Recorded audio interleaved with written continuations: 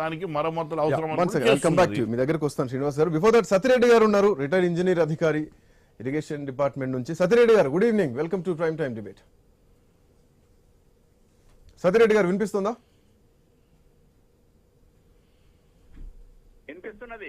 సత్యరెడ్డి గారు, అంటే ఉదయం నుంచి చూస్తున్నాం రెండు వర్షన్లు, అటు కాంగ్రెస్ పార్టీ అంటే ప్రభుత్వం ఒక వర్షన్ వినిపిస్తోంది, నల్లగొండ నుంచి మాజీ ముఖ్యమంత్రి కేసీఆర్ ఒక వర్షన్ వినిపిస్తున్నారు. కృష్ణా బేషన్ లో ఉన్నటువంటి ప్రాజెక్టులను కేఆర్ఎంబీకి అప్పగించే కుట్ర జరుగుతోంది అంటూ కూడా మాట్లాడినటువంటి క్రమం.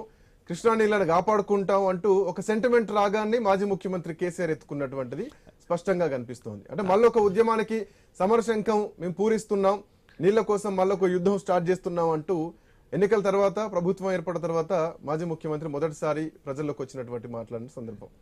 ఇంకోవైపు కాళేశ్వరం ప్రాజెక్టులో లక్షల కోట్లు దుర్వినియోగం అయిపోయినాయి, ఇందులో భారీ అవినీతి జరిగింది. అసలు ఈ ప్రాజెక్టు ఎంతవరకు ఉపయోగంలో ఉంటుంది, ఈ ప్రాజెక్టు నింపితే గనక పూర్తి ప్రాజెక్టుకే ప్రమాదం ఏర్పడే అవకాశం ఉందా అన్నది ప్రధానంగా వినిపిస్తోంది.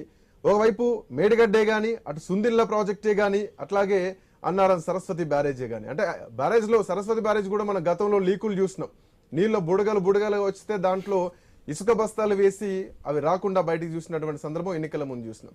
కాళేశ్వరం ప్రాజెక్టు గురించి ఏం చెప్తారు? ఈ రోజు ప్రభుత్వం చెప్పినటువంటి రిపోర్ట్, పవర్ పాయింట్ ప్రెజెంటేషన్ ఏదైతే ఉందో ఎంతవరకు వాస్తవాలు ఉన్నాయనుకోవాలా? బీఆర్ఎస్ పార్టీ నాయకులు చెప్పేది ఏంటి, ప్రభుత్వం చూపిస్తోంది ఏంటి? సత్యరెడ్డి గారు, ఇప్పుడు పొలిటికల్ ఇష్యూస్ నేను వెళ్ళదలుచుకోలేదు.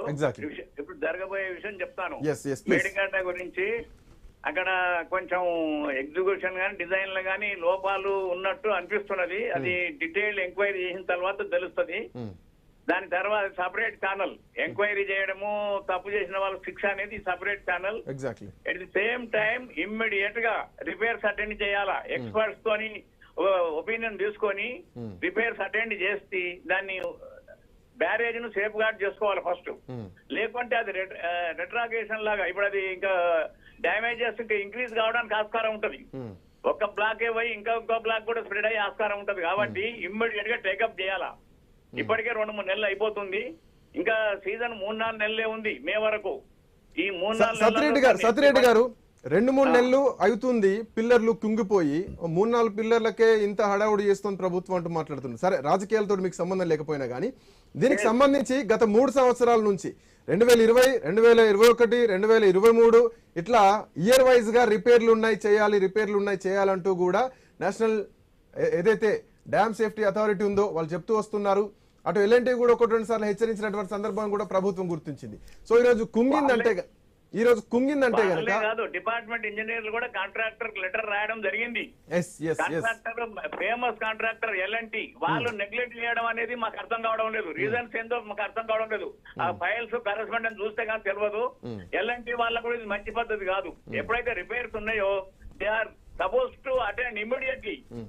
వాళ్ళు ఫైనల్ చేసిన తర్వాత కూడా 2 ఏళ్ల వరకు వాళ్ళదే బాధ్యత ఉంటది. కానీ వాళ్ళు అది నెగ్లెక్ట్ చేయడం వల్ల అది ఇంకా పెరిగిపోయింది. బ్లాక్స్ అన్ని కూడా చిన్న సైజు బ్లాక్స్ పెట్టారు, అది డిజైన్ లోపం.